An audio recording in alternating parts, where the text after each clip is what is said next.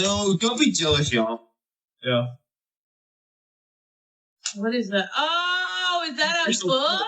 The novelization. Oh, shit. It got the novelization of D2. Well, did you get that at the school book fair?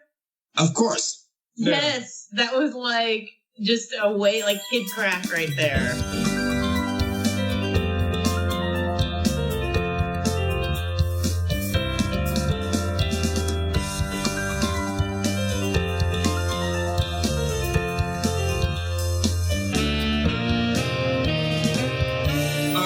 Let's get this episode officially started.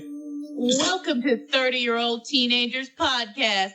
I'm Dolores P. Naperkowski, and here we have Joseph Q. Banuelos Jr. the Fourth right here. We have and we will be covering all things Mighty Ducks in a very special super episode.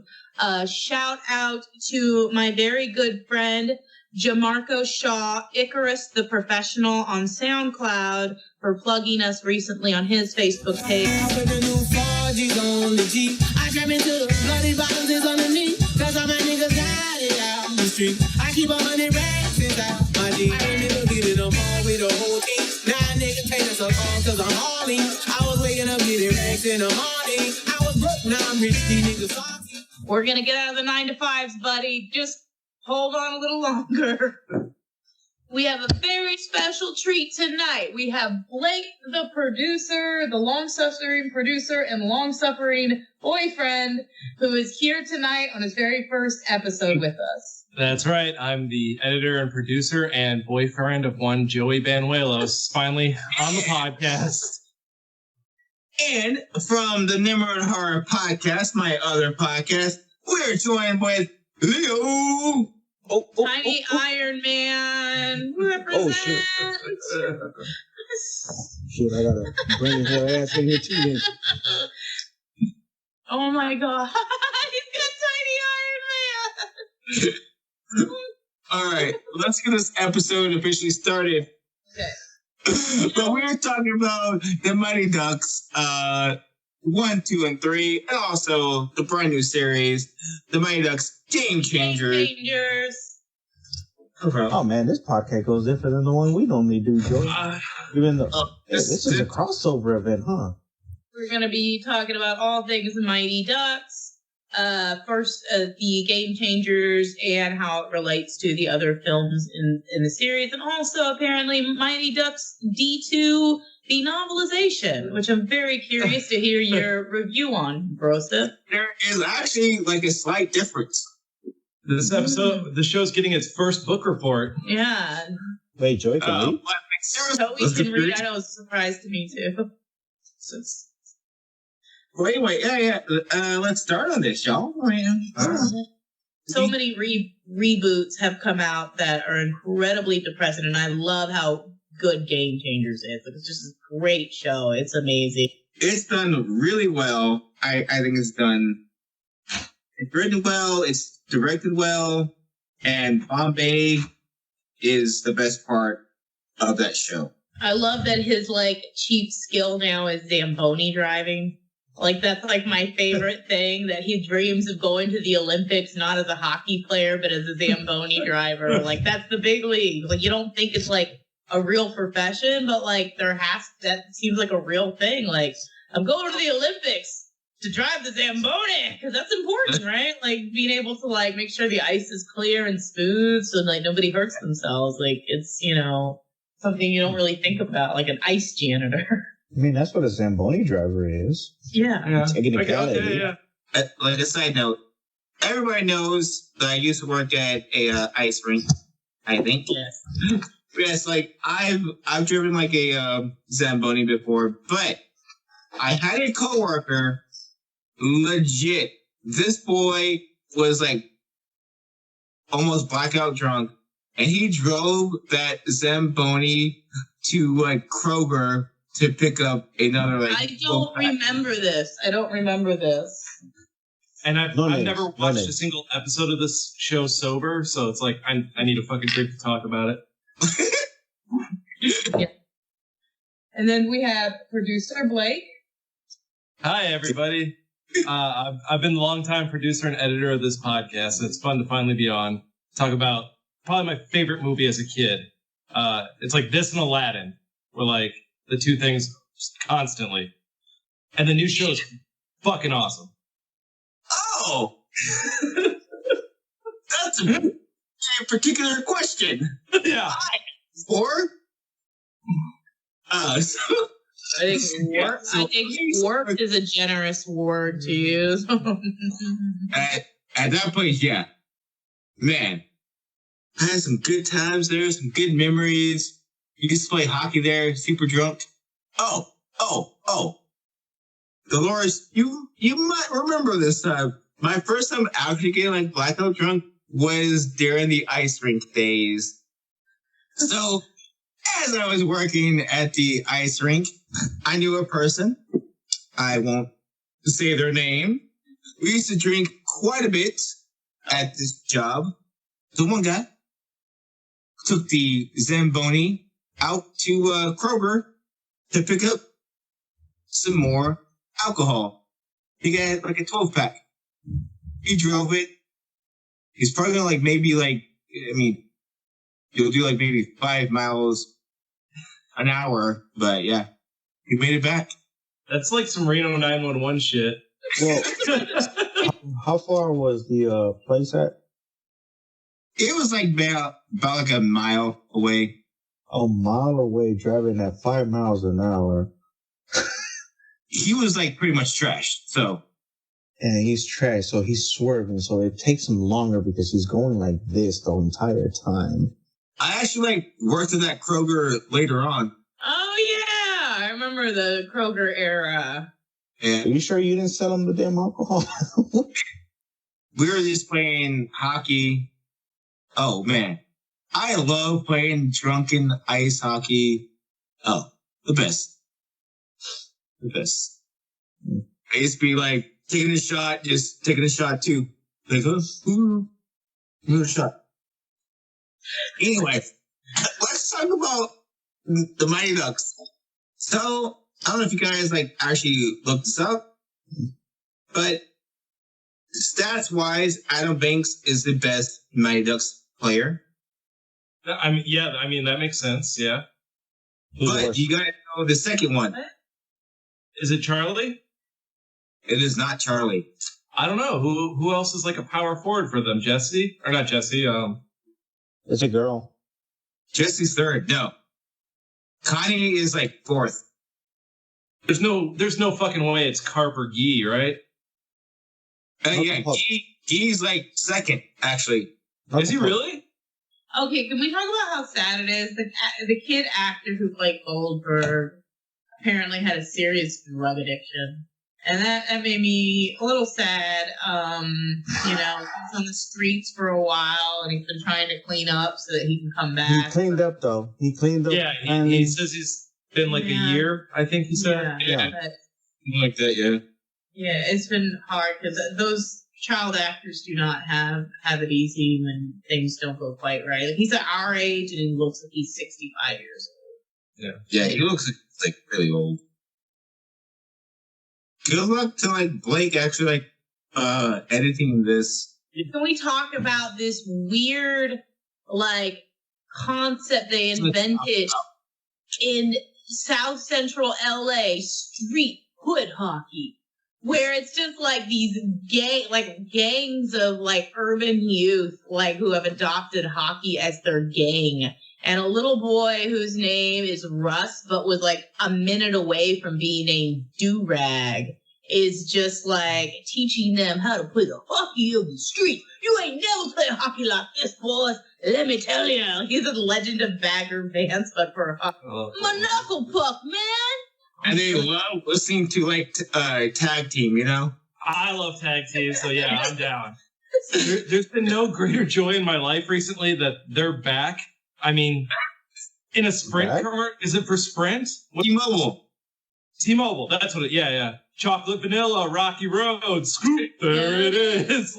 Yes, they're back, baby. Tag teams, right.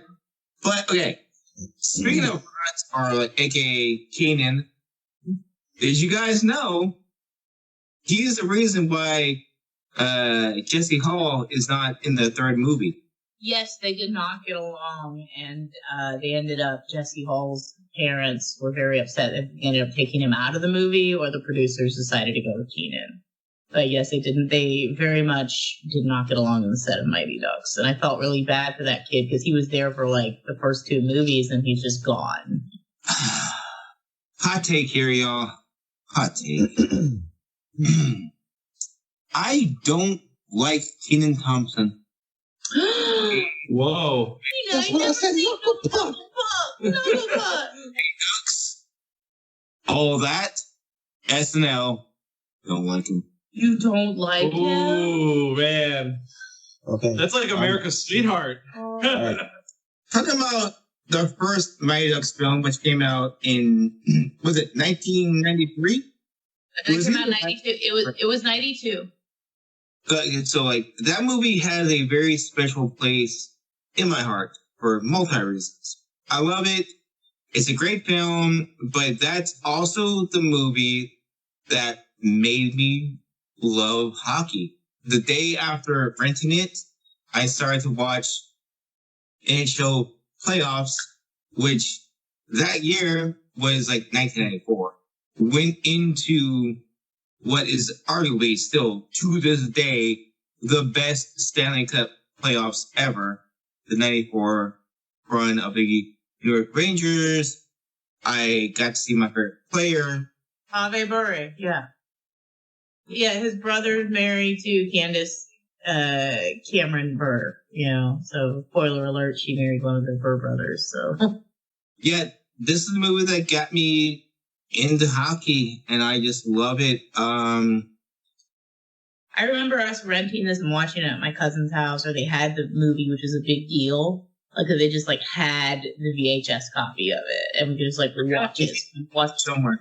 So we'd watch it all the time, and because we had maybe 1 or 2 VHS tapes growing up, and when my cousins had an extra movie, it was just okay, we're gonna watch this anytime we come over.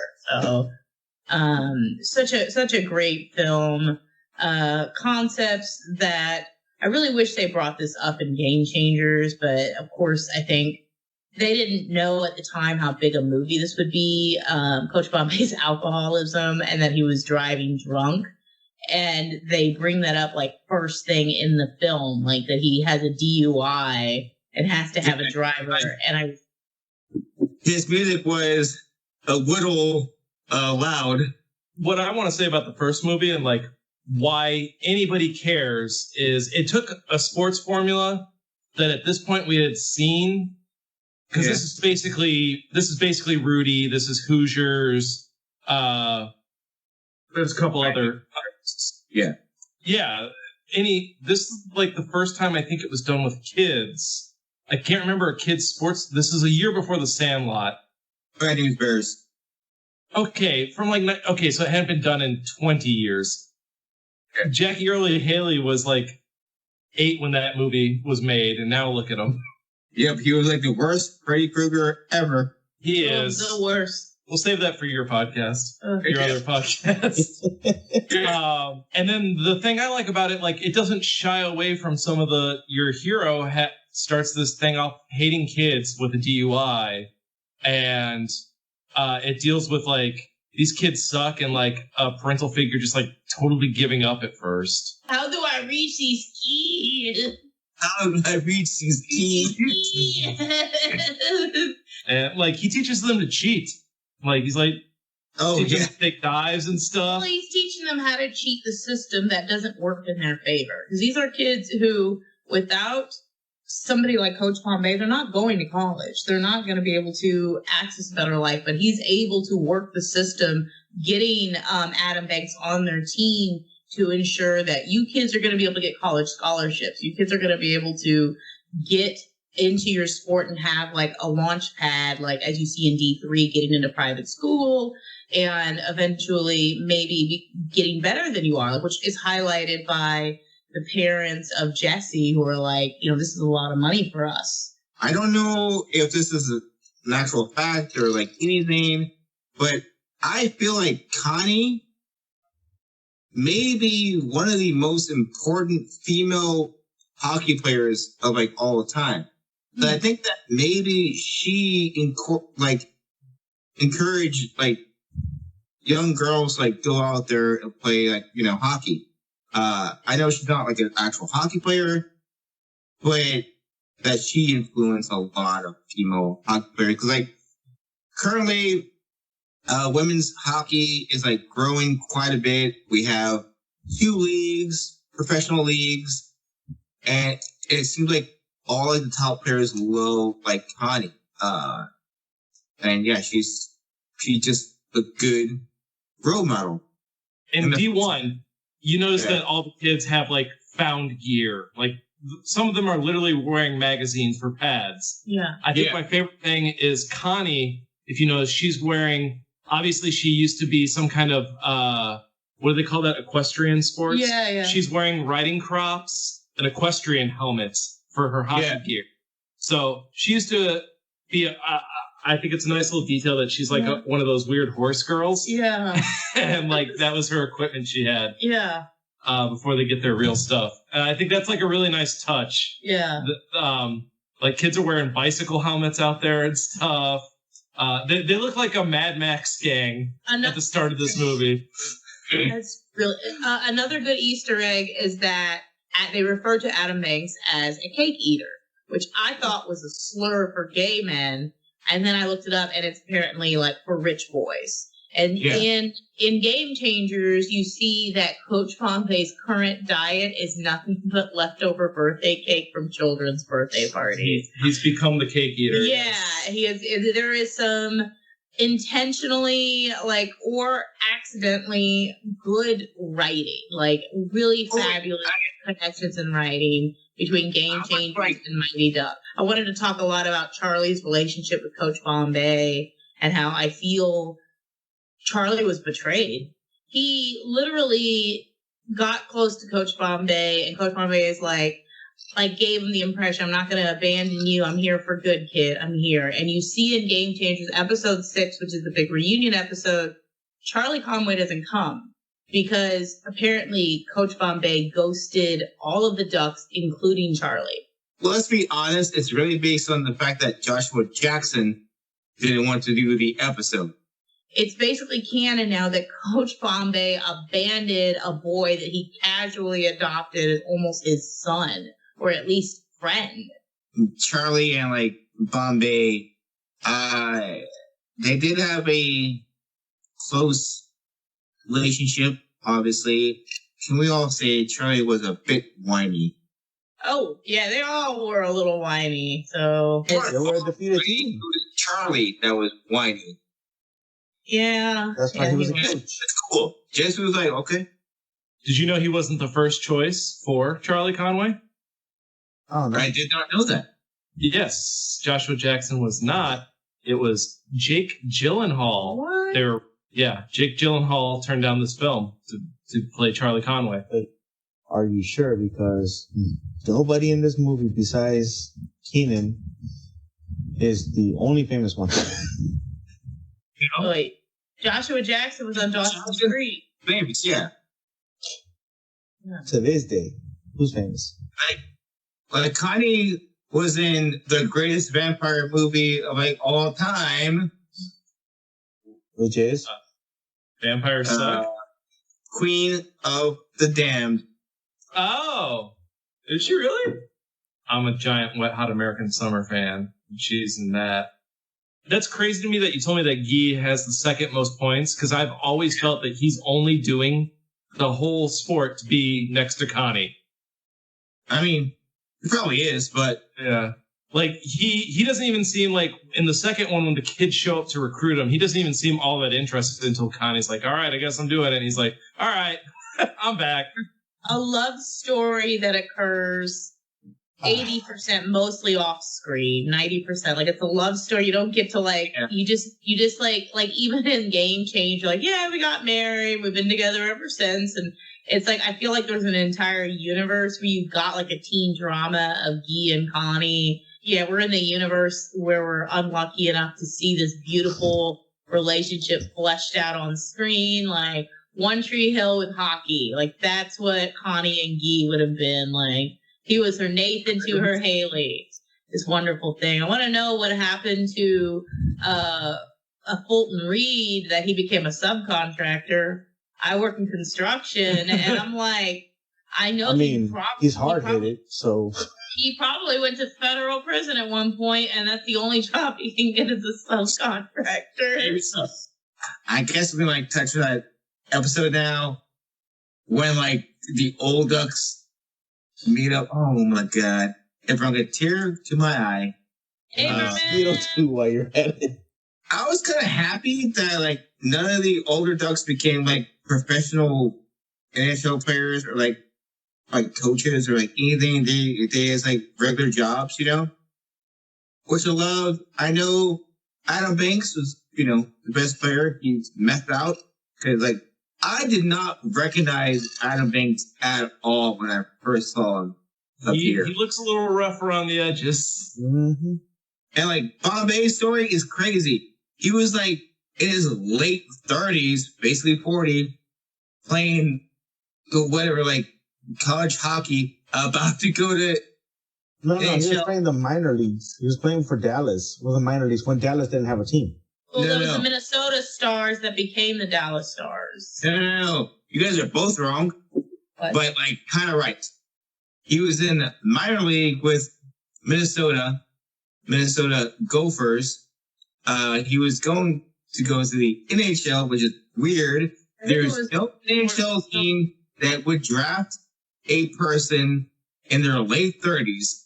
I mean, they read in that one line of dialogue where he's like, I must be crazy trying to play hockey at 28. And I'm like, you're a real hard 28, Emilio Estevez. Yeah. That's like the hardest 28 I've ever seen. Yeah, but I mean, he was an alcoholic and but he was like he was a really successful young lawyer. Like, that was like the gist of it, that he just like emotionally underdeveloped, super successful wonderkind, you know? Yeah. Him getting off that fucking bus with a busted knee, and he apparently had torpedoed yet another relationship, and Charlie was and the ice sharpener man were his only friends left in the world. Like, you know, and we talk about how his mom just lets him run around with older father figures. Just, all right, Charlie, bye-bye. Like, you just never see her again. She just randomly picked up some dude and married him.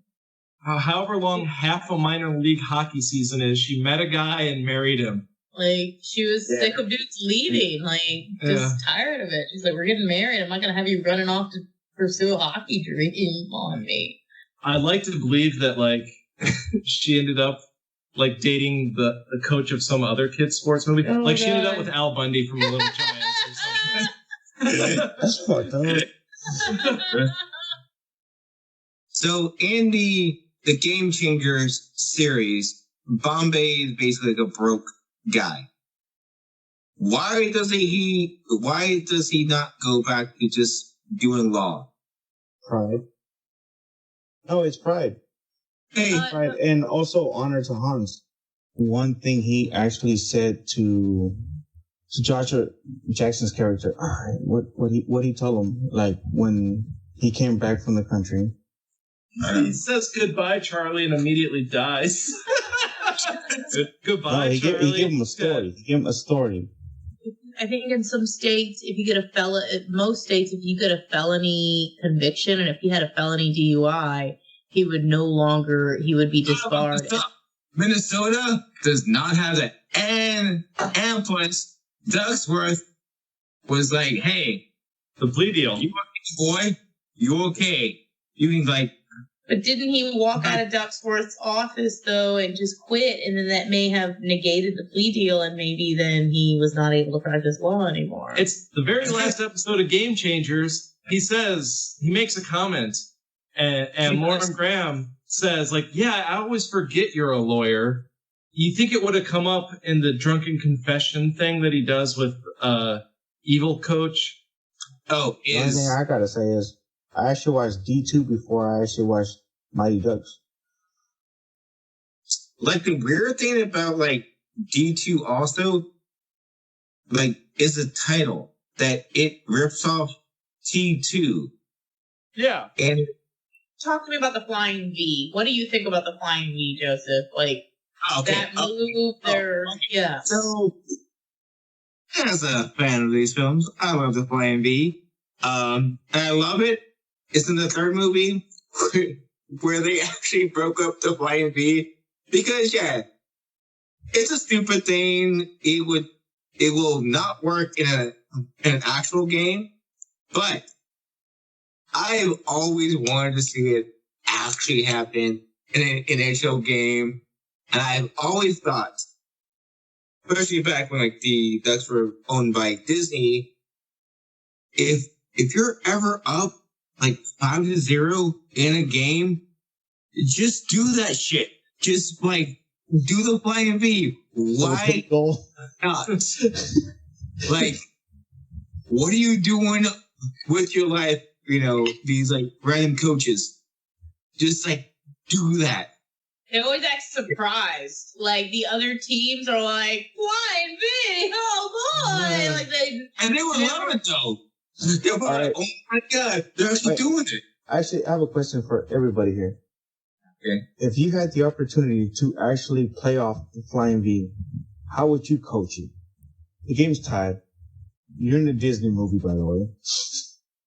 You're going to call for the Flying V. What are you going to do? What are you going to say? I'll be like, bring it in, guys. All right. Charlie, I need you to lead this. The Flying V. And Jesse's going to be like, too much, bro.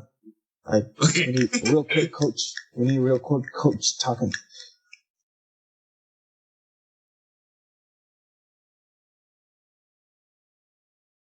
Yeah. And let me hit you with this.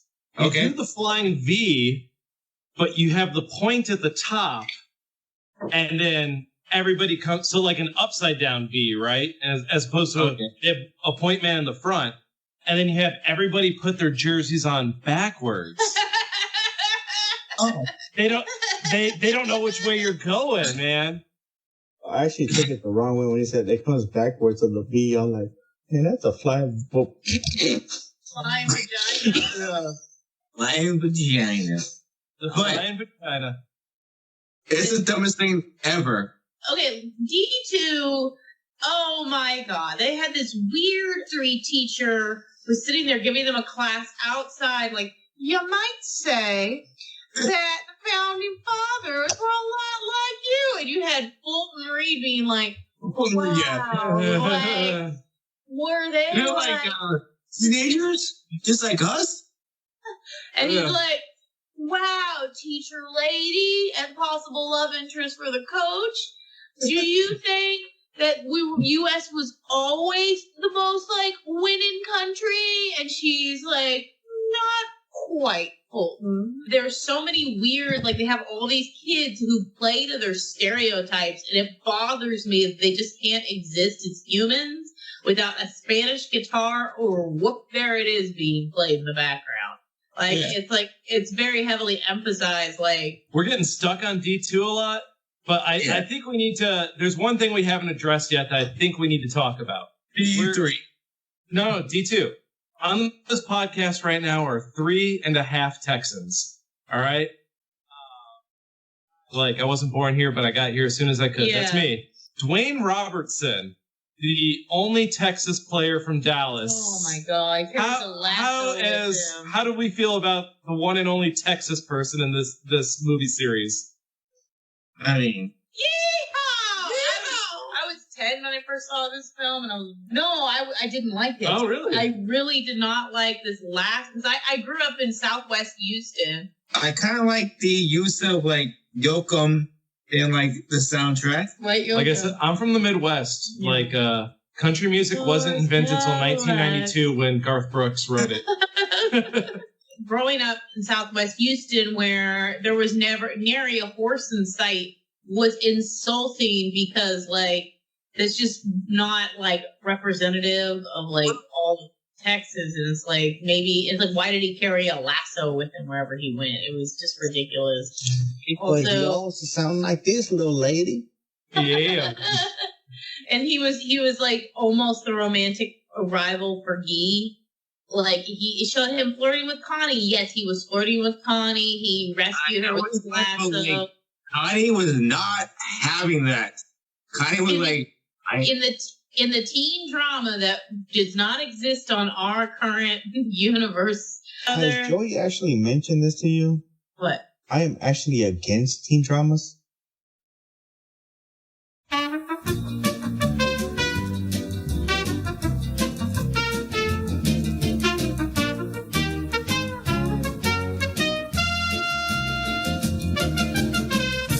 Oh.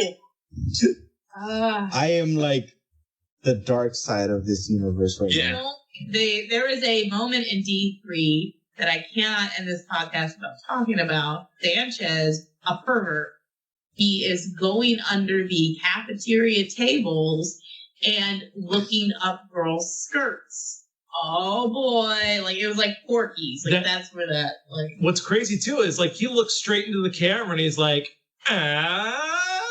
90s kids movies were they had these weird sexual things that would just happen. Going back to D2, it's interesting that Coach can't talk about D2 so much, but okay. It's a really heavy movie when you look at kind of this weird symbolism. So Coach Bombay gets seduced by corporatism. He very easily sees the dollar signs flashing, and he gets sucked in and by the Hendricks Athletic Company, which again is amazing writing on Game Changer's part. The Hendricks Athletics shows up again.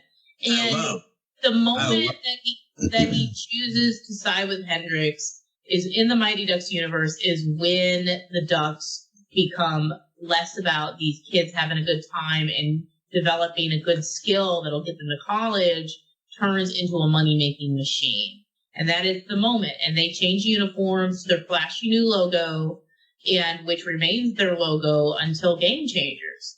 And I feel like it is, I've thought about this a lot. I think it is a metaphor for how in the late 90s to straight up through the early to mid 2000s, Disney was churning out movie after movie after movie on VHS, just like low budget projects to make rent dollars and rental features. And in Game Changers, when they go back to their original uniform, it is Disney's kind of homecoming of like, we make quality production now. We're done making this like crap that just for your, 5-year-olds to watch on TV. We're making really good quality content now versus 101 Dalmatians 2 and 3 and 4 and 5 and I have to kind of. So that time period was different. I know there was a lot of like car companies that also did this. Charles Band, Leo. Yeah. Of me, something like Charles Band. He did Tourist Trap family. Which one? All right. Tourist Trap. I see. Oh, it's so great. It's great. You gotta watch it. You should definitely do it. Yeah. It's like Charles Band's top 5 movies.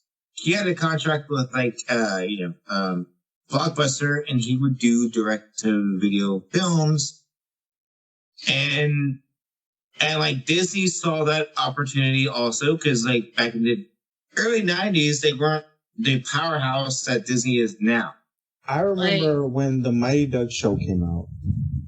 Disney came out with a Mighty Ducks show. That show was so bad. That show is so bad.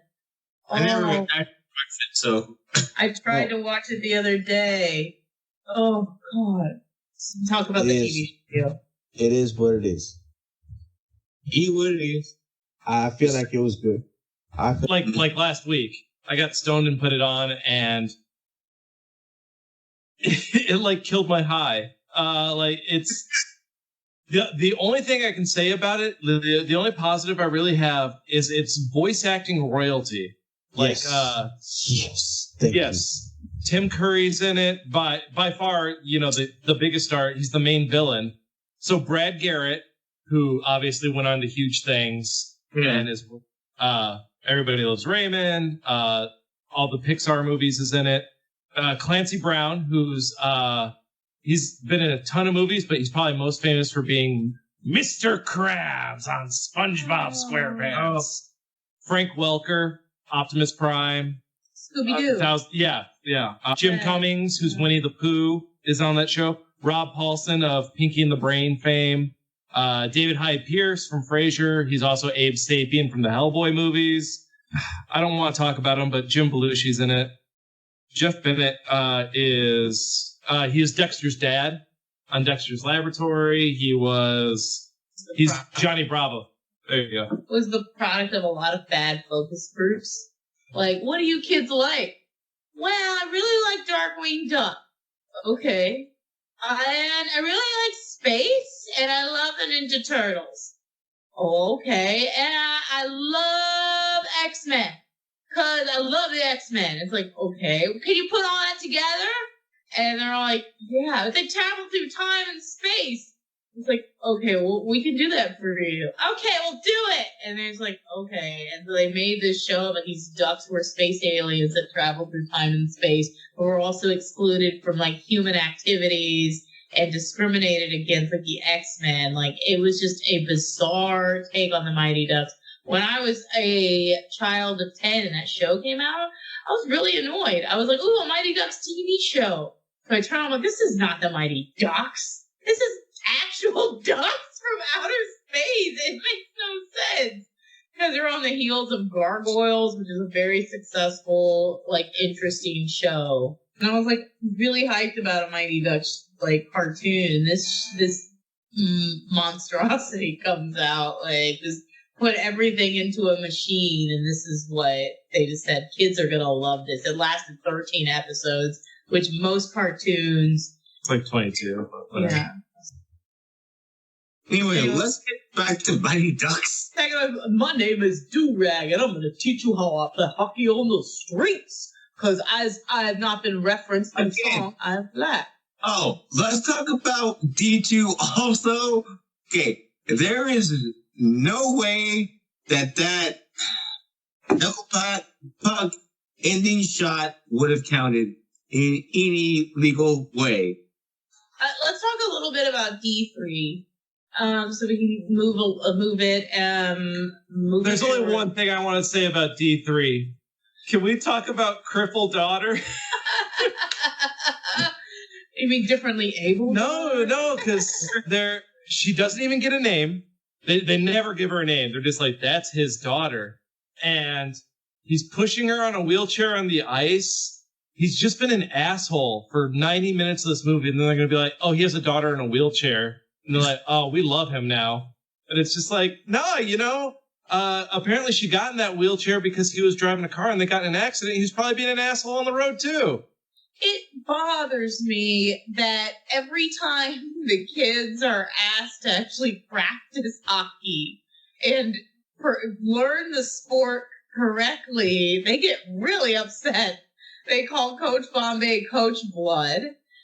I don't really like the third movie. I'll be honest. I don't like that movie, really. No, it's really bad. It's really bad. But they also, when the coach of the private school and I can't tell if it's a boarding school or a regular school, because all those kids had to move to Minnesota to be at this private school, right? It's a private school, yeah. The coach is like, okay, we're going to learn to play hockey. This is hard work. They just get so mad. I'm like, this is like what you asked for was to go to a private school on a hockey scholarship. Why are you acting this way? You're being asked to do what you came to the school to do. Yes, exactly. That's one of my biggest issues with that movie.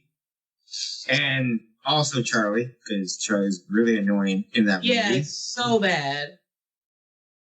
He's like, hey, come on, Bombay, you gotta coach us. Why are you leaving us? Like, oh. Tilt apart, bro. Tilt apart. I'm like best, like, Charlie Conway impersonation.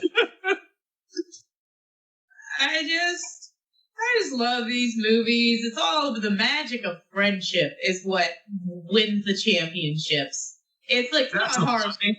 it's not, they don't work hard, they barely practice, but when they become best friends, eggs just pops, you know? It works. They wore blindfolds and bumped into each other on the ice and game changers. Poor Alex. Let's talk a little bit about Alex. She is my hero. I love her. She's basically Lorelai Gilmore after an accidental pregnancy that wasn't her. She is like 100% the same character. You said poor Alex? Like, why? Why is she poor Alex? She's pretty fortunate Alex. Pretty fortunate Alex. I loved her dynamic with Stephanie, who is the Duck's mom, who was like basically the lawyer she worked for as a paralegal. Right. They were definitely hooking up. Definitely. Towards the end, they had better chemistry than her and Bombay. Yeah, and I think the writers did that on purpose because they wanted to get away from. Bombay seemed to have a thing for single moms. He seemed to very much just he loves the single moms. Oh yes. Just like got you, girl. Obviously, so I'm getting that too. They lampshaded that with the evil coach of the New Ducks, who was all like, "Look, I know a thing or two about the single moms that I've dated plenty of them." Yeah, and which is a great throwaway line. And Coach Bombay, I think the reason they don't really like highlight a romance between Bombay and Alex is because they don't want it to be him abandoning Charlie Conway all over again. Like, hey, I'm done with your mom, deuces, kid. I'm moving on to the next train. Choo choo, bye bye. And it's like, but I thought we were best friends. I was best friends with your mom, if you know what I'm saying. And like, gets on the bus and flying bees away to the next. It's fine. Evan's like, Bombay, why'd you leave? I got what I wanted. All right, so this has gone all out the way. I'm gonna jump in and ask the question. Okay. Everybody, what episode was the most tight for you guys? Oh, episode 10. Episode 10. Got me crying. Oh my God. You send me a picture, by the way, motherfucker. Yeah. You could actually send me a picture. He was trying to spoil shit for us while we were trying to watch. I didn't say much, though. I was at a bar. I had already told you I had not watched these episodes yet. Like, I didn't see anything though. Also, I was like, OMG, I am crying right now. Joey. Yeah. Who is this picture like? You know what's another one? Episode, was it 7? Or no, 6? That's the one that had me like that. Oh, yeah. I was like tearing up so much. Yeah. The reunion? Yeah. I was in tears. When they came out with the old school jerseys, I was like, I did that number, but I was like, can I say something really, really quick? Okay, Kenny Wu was cool, whatever, but Kenny Wu was never a District 5 Duck. Yes. Why was he in that reunion episode, and why did he have a District 5 Ducks jersey? Because he was that kid, like, you know, from high school who always is messaging and trying to get a reunion going. And, like, he's like, hey, Ducks, you guys. And he's like, yeah, remember we played the Goodwill games. I assume after coming here from China and playing for the USA team, he was probably, like, barred from ever returning. And so, like, that's his only family. So they're just like, give him the jersey. Just give him. This is all he has. Can you imagine being the one don't bother kid stuck with Kenny Wu's either his Team America jersey or the jersey you're wearing, and like all the other kids have the old school one. You're like, I got Kenny's jersey. You just got to be the one odd man out with the USA jersey, the red and blue. Somebody can say this. I had his championship jersey. That's true. They brought in like 5 or 6 ringers from around the country to help bring the Ducks to victory. Okay, it makes no sense for you to have the best USA players, 80% of them based on a one Minnesota Pee Wee hockey team. That just doesn't happen. I'm fine with it. Yeah. I'm fine with it. Like, why do you have these players who cannot stop when they're skating? You're not like one of the best then. You clearly will not make Team USA then. Okay, let me backtrack because Averman hold on. USA players. Hold on. Can I stop you guys? Hold on. Can I stop you guys? I don't know. Like, Hold on, y'all. Why was Colburn the starting goalie? Hey, hold on. He's not a good goalie. My Ducks too. Why is Charlie's mom not back? They introduced the school teacher lady to be like the new romance, but either if the actress wouldn't come back, you could easily replace her. She wasn't like an essential actress. You have any cute blonde actress and you're good to go.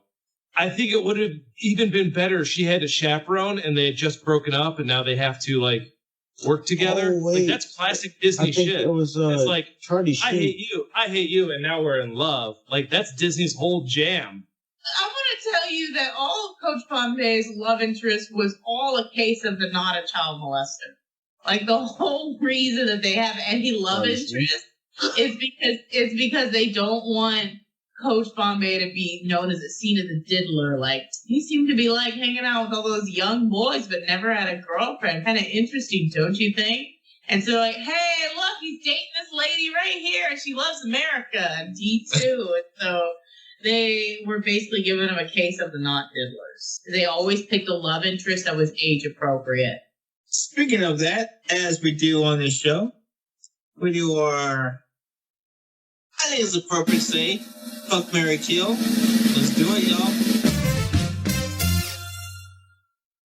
What does that even mean? It's a pretty simple, like, easy game. We give you 3 choices.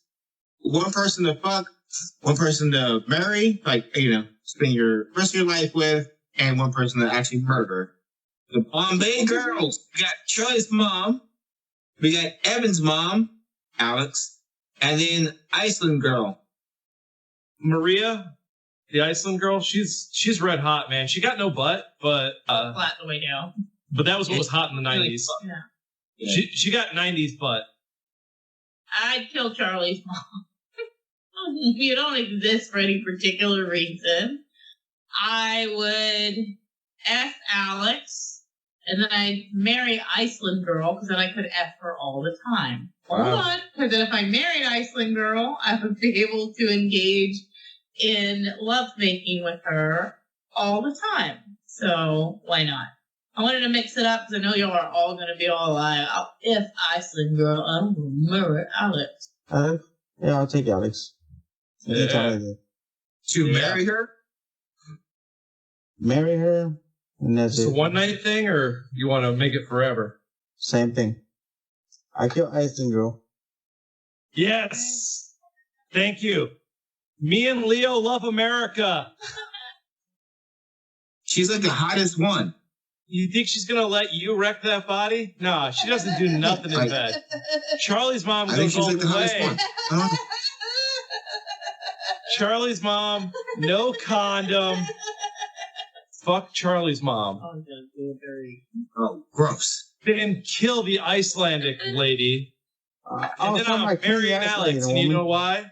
Because if you're out on the road, feeling lonely and so cold, all you have to do is call my name and I'll be there on the next train where you lead. I will follow you anywhere that you tell me to. Where you lead, I will follow you anywhere. Anyway, those are going to be my wedding vows to Alex. me and Leo would like to apologize for loving America, but yeah, if you want to sleep with Iceland, Yeah. you know the dentist is going to watch the whole time. He's going to be smoking a cigarette in the corner, man. Like, I love that. Wolf. The Joe, dentist. that's probably That Joe. girl gives like great head, probably.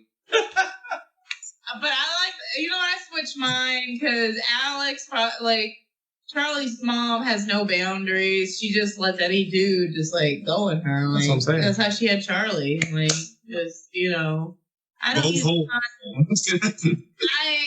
She has no goalie. No goalie. She's whole goalie. she's not Goldberg at the beginning of the movie. Coach, I need some McDonald's, Coach, please. The Rottmeister, the Rottman. She got Averman watching her goal. The Spermmeister. Spermmeister. Ejaculating. Fertilizing that egg. Making a hockey player. Get why you guys are hating on Iceland girl, but right now in the YouTube video, I'm putting up pictures of her tiny little butt. Just want you to know that I'm editing that in. That's fine. Bombay's got a better butt than she does. Nobody, I don't know, I felt like this movie was seriously lacking in butts.